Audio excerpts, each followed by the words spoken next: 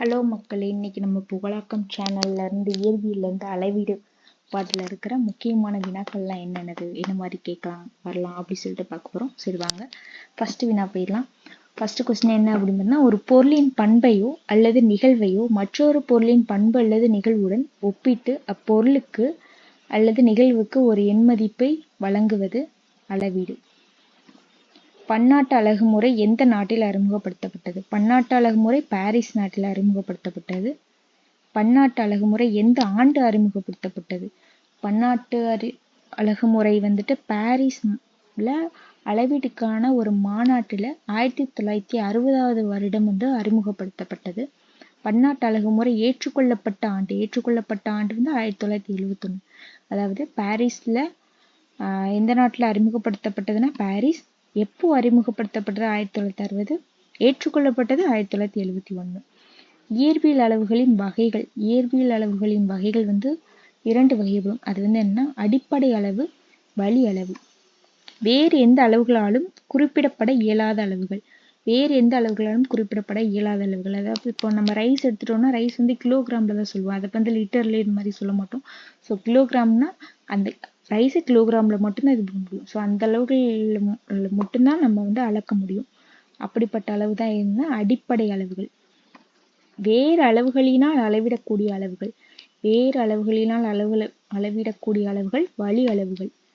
SI அலகுமுறை எத்தனை அடிப்படை அளவுகளை கொண்டுள்ளது? எத்தனை அடிப்படை அளவுகள் கொண்டுள்ளதுன்னா 7 அடிப்படை அளவுகளை கொண்டுள்ளது. 7 அடிப்படை அளவுகளை கொண்டது. எஸ்ஐ அலகுமுறையில் எத்தனை துணை அளவுகள்? துணை அளவுகள் 2. துணை அளவுகள் 2. அதாவது அடிப்படை அளவுகள் 7, துணை அளவுகள் 2. இதுல வழி அளவுகள். வழி அளவுகள் எத்தனைன்னா 22. வழி அளவுகள் 22. அதாவது அடிப்படை அளவு 7, துணை அளவு 2, வழி அளவு 22. இரு புள்ளிகளுக்கு இடைப்பட்ட தொலைவு எந்த அளவீடு மூலம் அளக்கப்படுகிறது? இரு புள்ளிகளுக்கு இடைப்பட்ட தொலைவு நீளம். ஒரு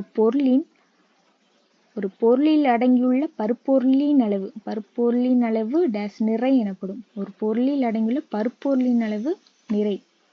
ஒளியானது வெற்றிடத்தில் ஓராண்டு காலம் பயணம் செய்யும் தொலைவு அளப்பதற்கு எந்த அளவு பயன்படுத்தப்படுகிறது? ஓராண்டு காலம் ஒளி பயணம் செய்கிறது. ஸோ அது ஒளி ஆண்டு. புவி மையத்திற்கும் சூரியன் மையத்திற்கும் இடையேயான சராசரி தொலைவை அளப்பதற்கு எந்த அளவு பயன்படுத்தப்படுகிறது?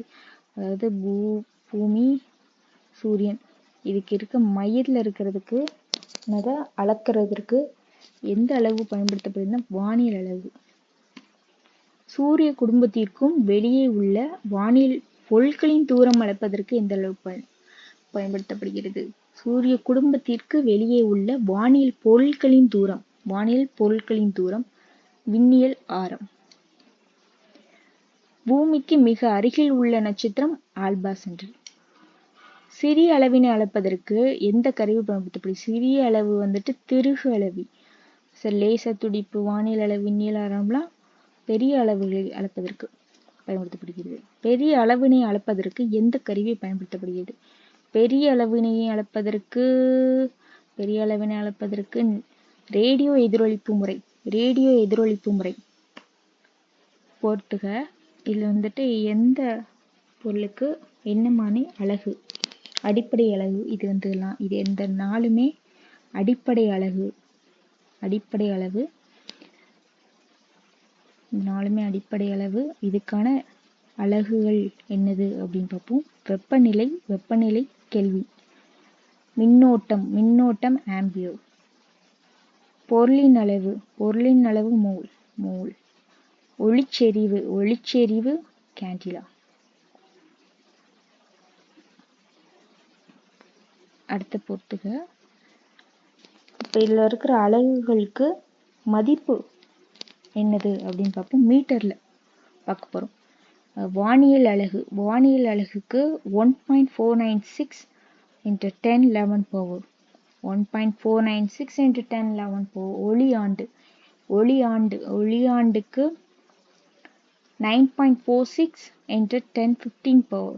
9.46 × 10^15 பவர். விண்ணியல் ஆரம். விண்ணியல் ஆரம் 3.08 into 16 பவர். இப்போ வானியல் அளவு ஒளியாண்டு விண்ணியலாரம் கேட்டாங்களே, நீங்கள் பவரை நான் வச்சுக்கிட்டாலே போதும்.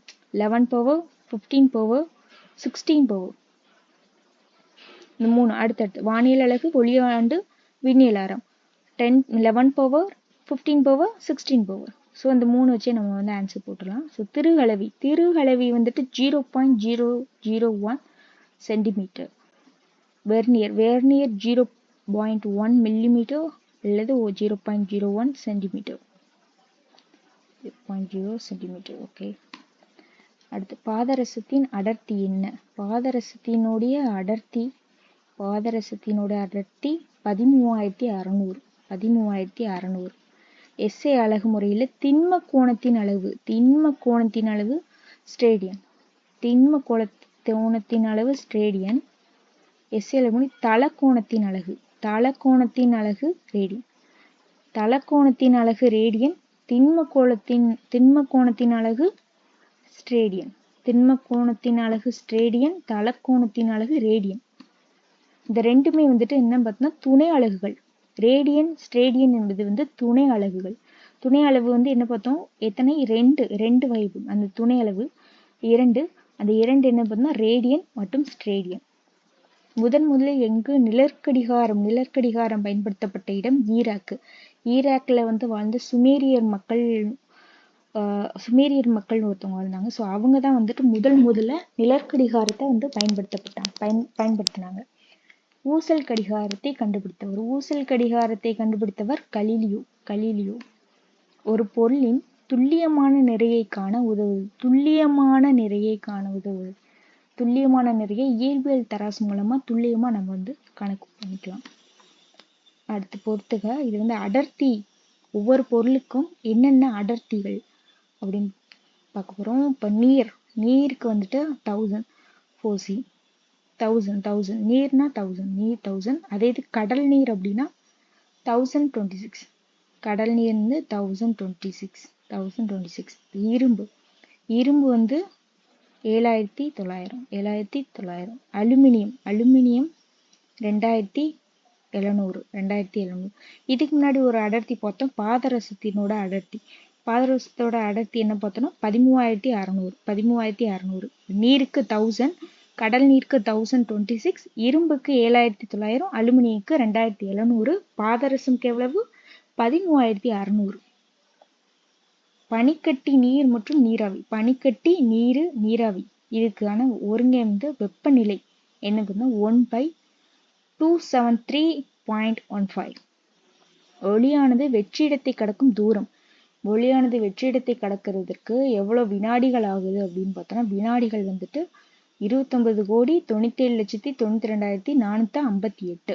29,97,92,458. வெற்றிடத்தில் 1 மீட்டர் இடைவெளியில் வைக்கப்பட்டுள்ள இரு கம்பிகளுக்கு இடையே ஒரு குறிப்பிட்ட விசையை தோற்றுவிக்கும் மின்னோட்டம். வெற்றிடத்தில் 1 மீட்டர் இடைவெளியில் வைக்கப்பட்டுள்ள இரு கம்பிகளுக்கு இடையே ஒரு குறிப்பிட்ட விசையை தோற்றுவிக்கும் மின்னோட்டம் ஆம்பியர்.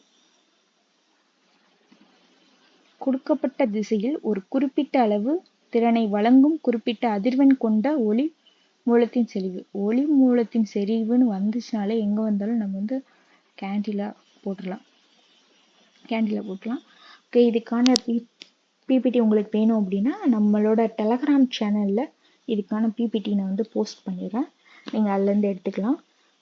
உங்களுக்கு இந்த செக்ஷன் பிடிச்சிருந்துச்சுன்னா நம்ம சேனலை மறக்காமல் சப்ஸ்கிரைப் பண்ணிக்கோங்க, லைக்ஸ் பண்ணிக்கோங்க. தேங்க்யூ.